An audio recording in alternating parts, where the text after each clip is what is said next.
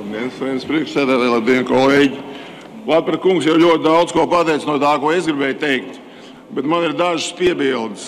Viena no viņām ir tāda, ka šis izglītības ministrijas darba stils, kad šī jau ir otrā vasara, kad steidzamības kārtā tiek pieņemti kaut kādi likumu un grozījumi dažādos izglītības likumos, tad uz šobrīd, cik es zinu, darba kārtībā ir plānotā skolu tīkla optimizācija. Lai nesanāk tā, kā mēs zinām, kad skolotāji mums ir parasti vasarā visi ir atvaļinājumos un neviens nestrādā tajā brīdī, kad nav tā, ka nākošā vasarā skolotāji visi aiziet atvaļinājumā, tad vasarā steidzamības kārtībā tiek noliktēts 40 vidusskolas, viņi atnāk un viņiem vairs nav kur strādāt. Ja?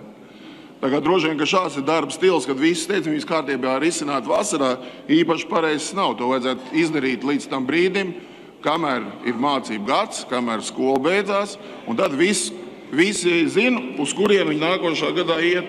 Un otra lieta ir, es te palasīju un izlasīju, šim projektam nav ietekme uz valsts budžetu. Ziniet, man bija matemātikas skolotāji, viņi teica, 2 plus 2 ir 4, cik ir 3 plus 1 arī ir 4. Tie paši vēži tajā pašā kulītē, tikai, kas tad tur mainās? Principā kaut ko mēs pārbīdam 5. kategoriju uz 3., 4., uz 2. Finansiāli neviens neko neiegūst. Kas varbūt mazliet iegūst, kas mazliet no pasniedzējiem kaut ko neiegūst, bet principā tā ir tāda gaisa maisīšana. Mēs pārkrāmējam naudiņu no vienas kabatas otrā, bet reāli tur nekas nemainās. Paldies par uzmanību.